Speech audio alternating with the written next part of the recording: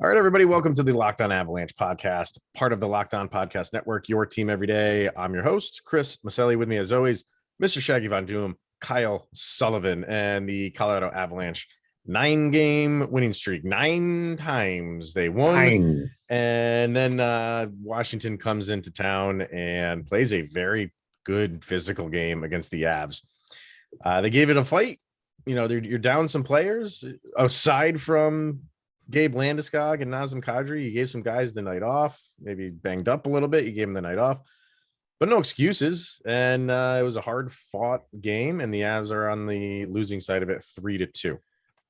Kyle and I will discuss all of that. We'll have our sound check and whatever else we decide to talk about. But first things first, follow the show on social media outlets, LOPN_Avalanche on Twitter, Locked On Avalanche on Instagram. Questions, comments, concerns, opinions to lockedonavalanche@gmail.com. And follow us on our YouTube channel over on YouTube and hit subscribe, get notified when a new show goes live.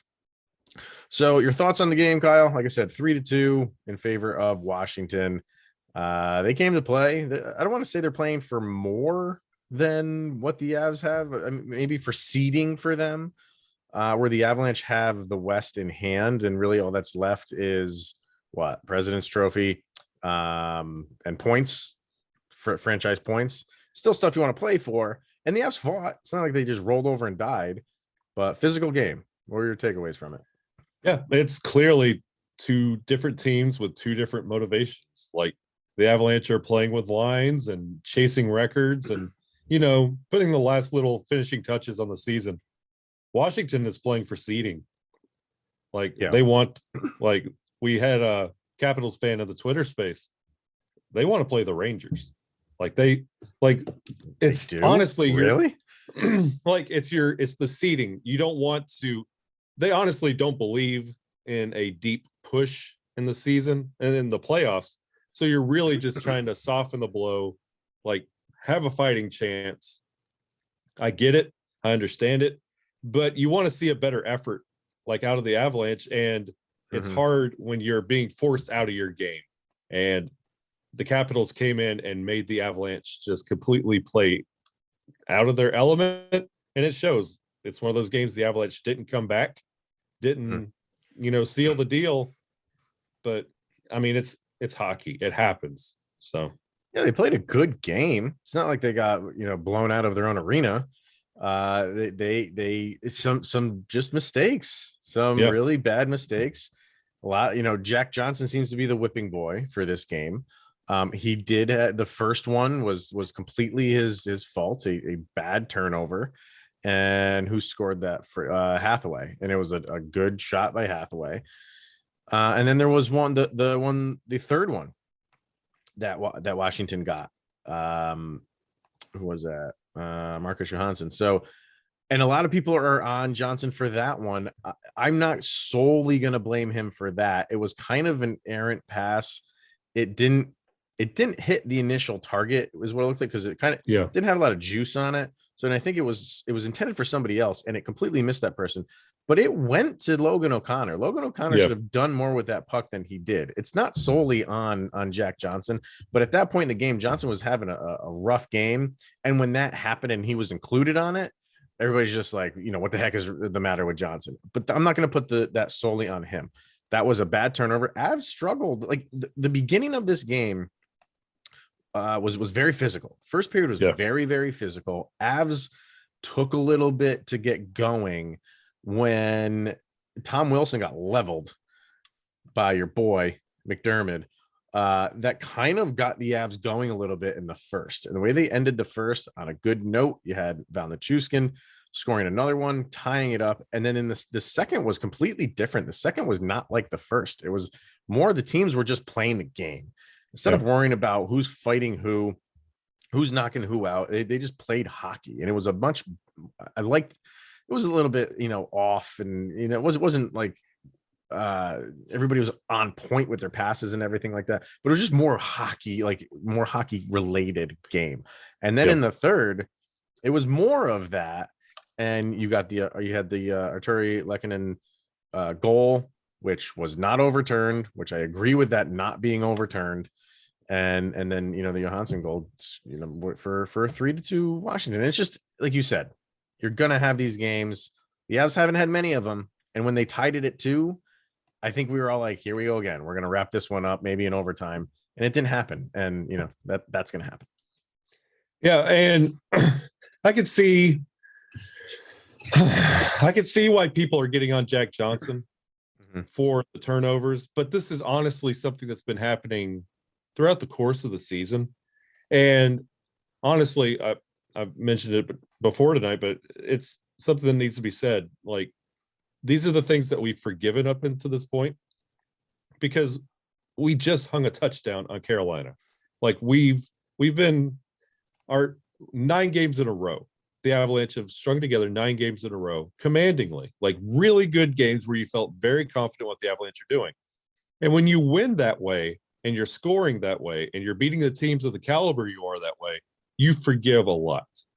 And when the offense isn't there, when everything seems out of sorts, any mistake, you put a magnifying glass on and say, that's it right there.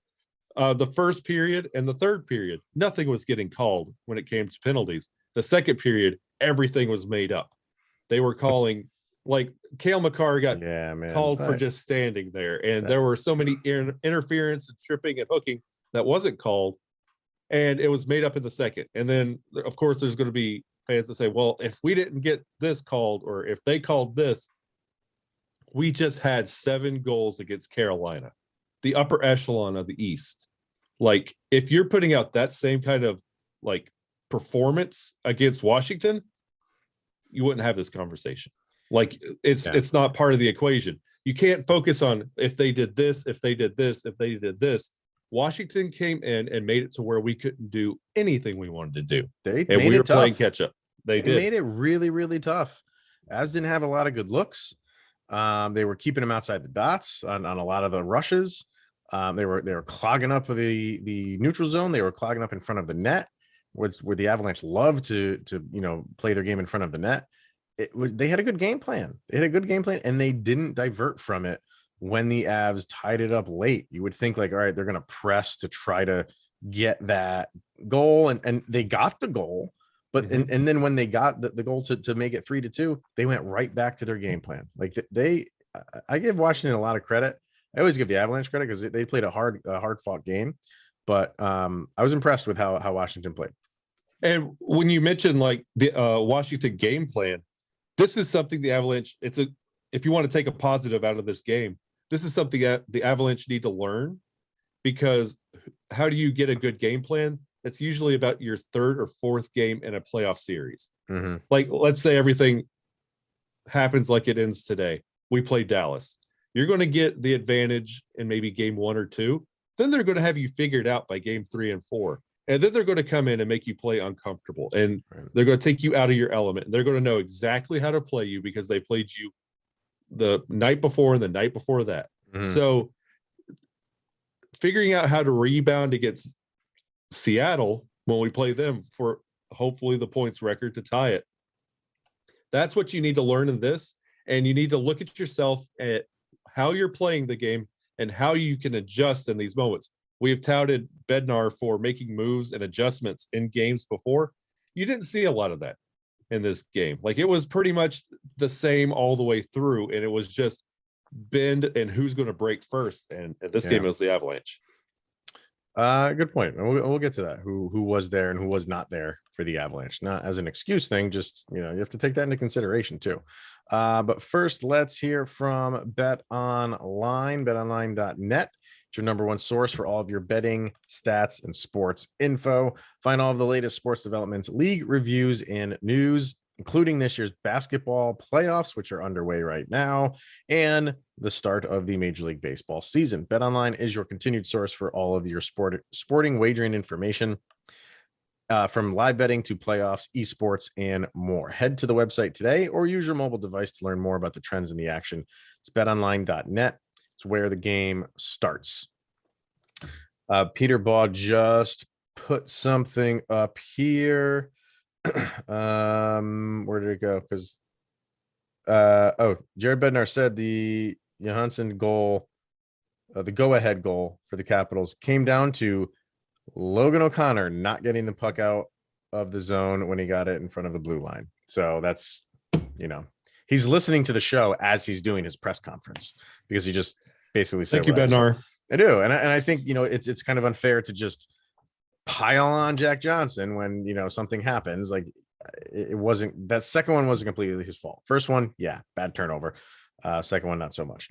So the Avs are in a position to rest some guys, and that's exactly what they did. You did not have Devon Taves in this game. You didn't have Erik Johnson in this game. You didn't have Cogliano in this game.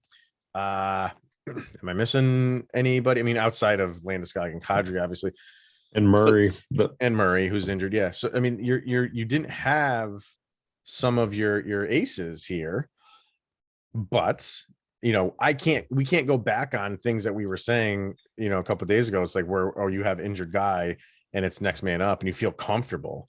I still felt like the Avalanche could win this game even without, Taves and Johnson and Cogliano. Taves and Makar make up one of the best tandems in the league. You don't have that. Yeah. You're going to feel it a little bit. But having said that, I thought Makar played a phenomenal game. I thought the guys who played well were, your stars played well. Nathan MacKinnon had that look in the first when things were getting chippy. He had that look of, I am going to take this game over. And he did for a little bit. And he did kind of at the end too, but he just didn't really have anything to show for it. I don't think he even had an assist last night, did he? Nothing. No, he didn't. No. Only 2 shots on goal. I mean, you look at that line and you're like, where the heck's Nathan MacKinnon? But that's why you have to watch the game, because he was everywhere. Yeah. And you can't sit here and nitpick the lineup that was put out there. You can't say, well, we scratched the wrong Johnson, whatever. Yeah. You can't say you can't sit. By the way, I just want to let it be known that you said you yes. Go back 15 seconds. I'm gonna hear what Kyle said.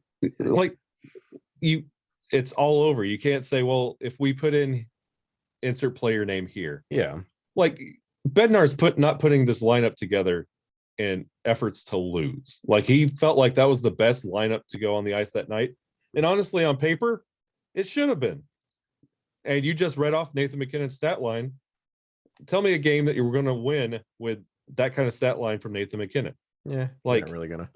It's you can't just sit there and say, well, he didn't step up, and if we put Erik Johnson in there, we probably would have had a chance. No, the lineup we had out there, you're not getting, like, your goals tonight was Nuke and Lehkonen.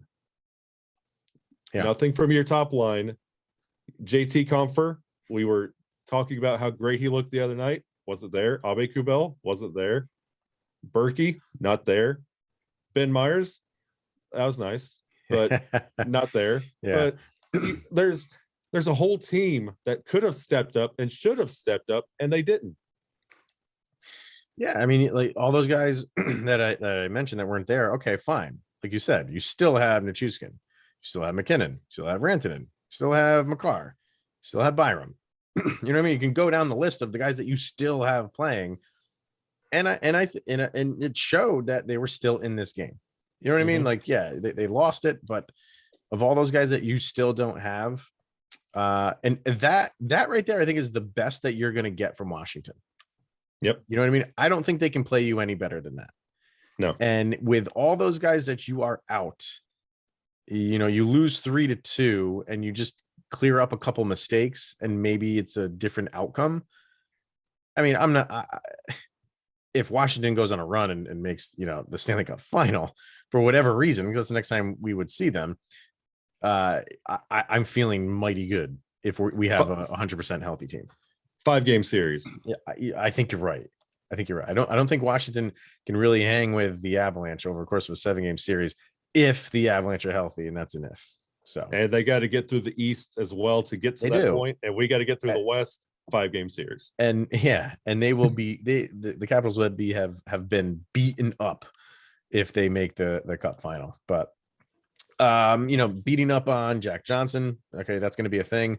Beating up on the refs is going to be another thing. And you touched on it in the first segment, but when you're saying it's just one of those games, and it's just a hockey game when we're talking about the two teams, Sometimes the refs come into play too, and they did for this game. I don't know what would have happened. You have no idea what would have happened if the couple penalties were called or not called. I mean, the one they called on Cale Makar that you alluded to was atrocious. It was absolutely horrific. Yeah. I don't know what you're looking. I don't know how you can look at that and call it a penalty, and then two blatant tripping calls against the Avalanche that were not hidden plays. They were not. They were right out in the open. One was directly in front of the Avalanche net, and the other was right on the blue line going into the Avalanche offensive zone, and that was at the end of the game. That who knows what would happen with the Cale Makar one, but that second one, I think it was on Byram, who got tripped right at the blue line. That was when they were pulling the goalie. You could have had that makes a difference. That play makes a difference. That non-call makes a big difference. The refs had a rough go of it last night. And they left it to where the Avalanche and the Capitals could play it out. They swallowed the whistles in the first and play it out. That's fine. Go at it. Second period, both teams took that a little for granted and started playing a little too on edge. Mm-hmm. And the refs were forced to call something. And we had some Capitals fans in our Twitter space, and they said, I would choose to decline a penalty because our power play is so bad. And guess what? The Avalanche were worse. The Capitals power 3 on the power play. Oh yes, they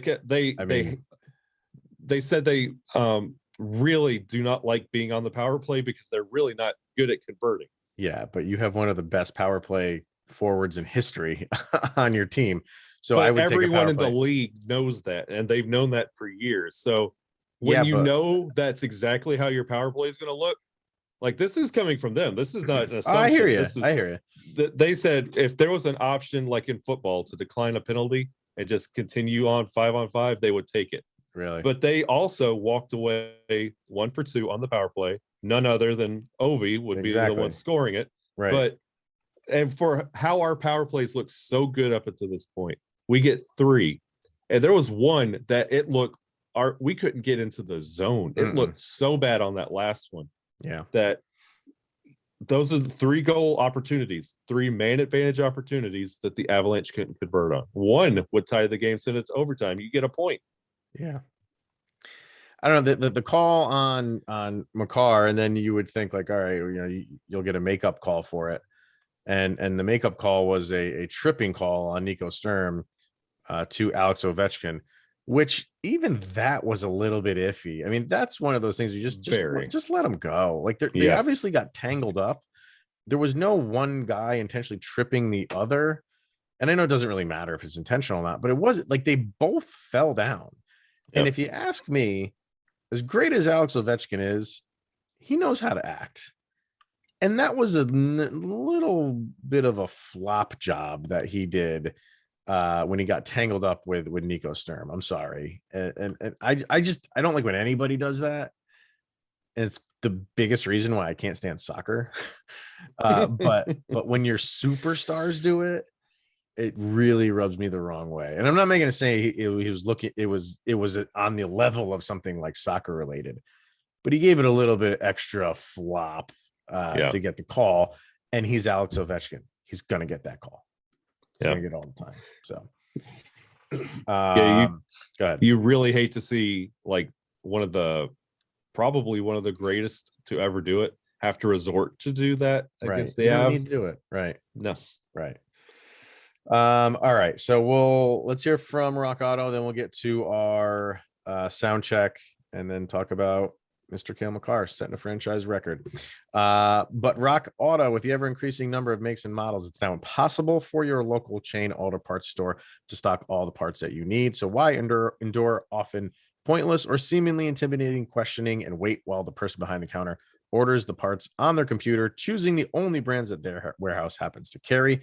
You have a computer with access to Rock Auto at home and in your pocket. Save time and money when using Rock Auto. It's a family-run business serving do-it-yourselfers for over 20 years. Rock Auto prices are reliably low for every customer, so go explore their easy-to-use website today and find the solution to your auto parts needs. Go to rockauto.com right now. Use the promo code, or it's not even a promo code. It's just right locked on in there. How did you hear about us section so they know that we sent you to them? Amazing selection, reliably low prices, all the parts your car will ever need at rockauto.com. All right, sound check time. Songs that we feel best summarize all of the action against the Washington Capitals. Haven't done a losing one in a little while. Haven't done a losing one in 9 games to be exact. 10 games to be exact. So it's the first losing sound check in a little while. What's the song that best summarizes the action for Mr. Shaggy Von Doom? Rob Zombie. Okay. One of my favorites.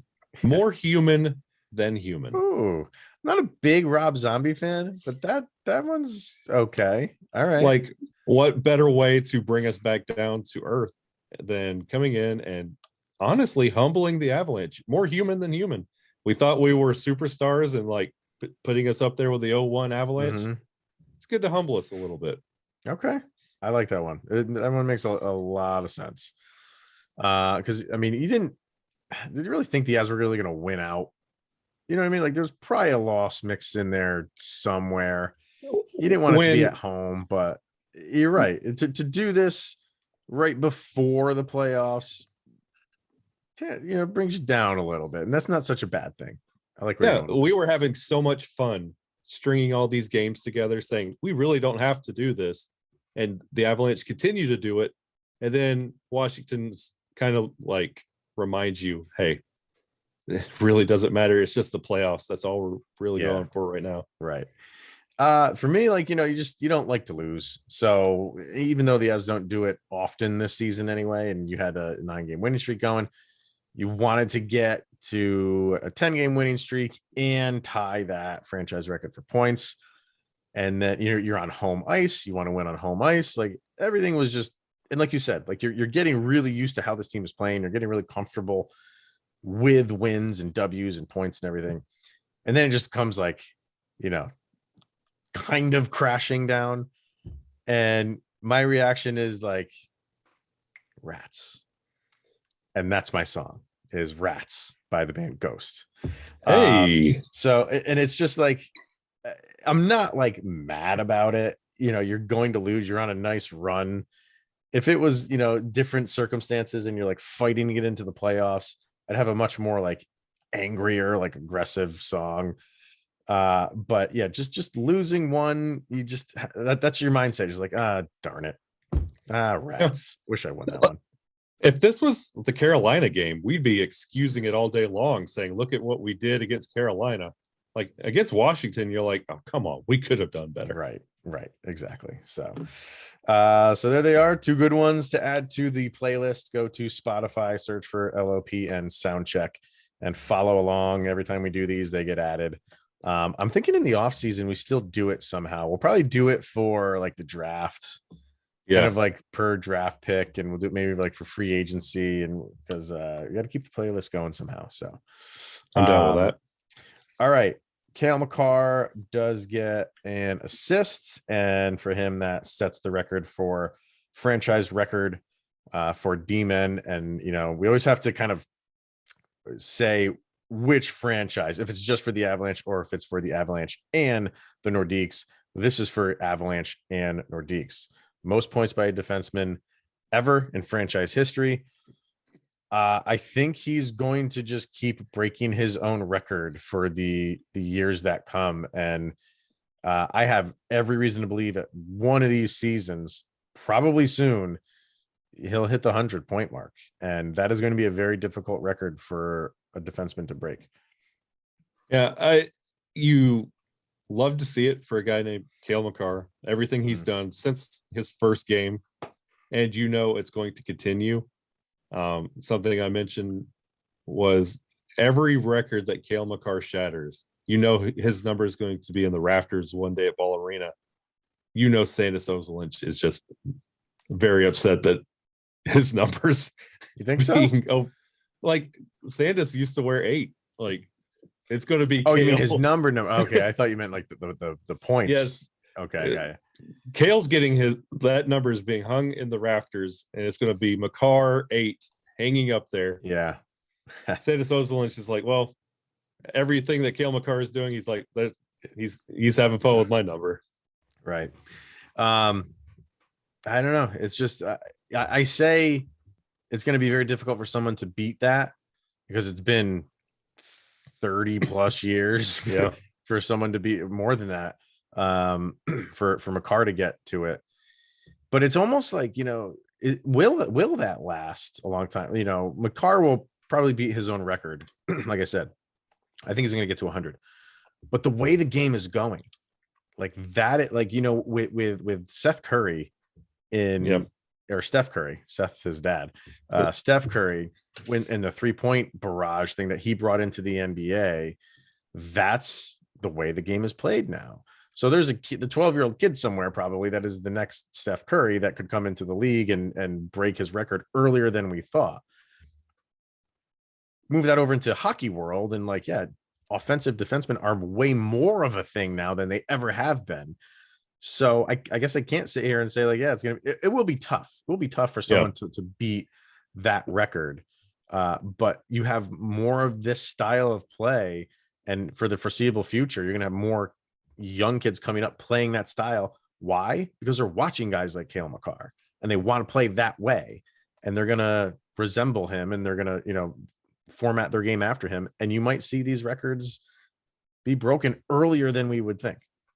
Yeah, easily, especially when you see what the next wave looks like. Matty Beniers. Yeah. He's 3 for 3 in his game. And then you got Connor Bedard. He's not even in the league, and he's posting numbers better than McDavid ever had. The next wave is Owen Power, Zegers. Owen Power. It's the talent is just getting better and better because it's watching the next step ahead. And Cale Makar is shattering. We call him positionless player. Now he's just inspiring a whole new group of positionless players. Sure. So it might not be too long before Cale Makar's records are broken, but it's going to be a while before somebody does an Avalanche splitter. Right. That's what I'm saying. Because you got to get the right guy to play that style. Mm-hmm. I mean, you don't need that kind of player for the next 15 years because you got him. Yep. Hopefully, if they sign him again, which let's hope that they do that. That's way forward thinking. But yeah, I mean, it's exciting to see kind of like defensemen having much more of an offensive role with their teams. So, all right, Avs with 1 day off. Yes, we play on Wednesday, and then they go up against Seattle. Haven't seen Seattle in a little while, so they're going into Seattle to face Mr. Jonas Donskoy and Mr. Philip Grubauer. So, Matty Beniers is up there, isn't he? He is, yeah. I think he's still. Yeah, I mean, why would you not put him in there? Throw the kid in. Bring it on. Ben Myers, Matty Beniers. Yeah. Kind of, should be a good rebound game for the Avs. You don't want to let down, and like you said, like you're fighting for that 118 points. So go get the 118, and then you're playing Friday in Edmonton again, and that would be nice to get the record for franchise points against Edmonton in Edmonton. So, but we will be. Well, I don't want to spoil the beans on it yet. I'll wait on it of a crossover that we're going to do probably next week. So hold tight for that. But for now, that's going to wrap it up, everybody. So the Avalanche, get the loss. Everything is obviously okay. And let's have a nice rebound game against the Kraken. But Kyle and I will be back tomorrow. And I don't know, we'll come up with some fun things to discuss on the day off like we normally do. So, all right. Thank you, everybody, for tuning in, making it your first listen of the day. Always appreciated. Go listen to Locked On NHL for your second listen of the day. Get caught up on that things going on around the league. It is crunch time. So, what I wanted to check is what are the Vegas Golden Knights doing right now as we are recording? They lost 3-2 to the New Jersey Devils. Get out of here, Vegas. And we're going to get out of here too. Love it. Thumbs up all around. I love it. I love it. We lost fine, but Vegas lost too. So we can at least sleep a little bit well tonight. Let's go Devils. All right, everybody. Thank you for tuning in. He is Mr. Shaggy Von Doom, Kyle Sullivan. I am Chris Maselli. This is the Locked On Avalanche podcast. We'll see you guys tomorrow. Go Devils.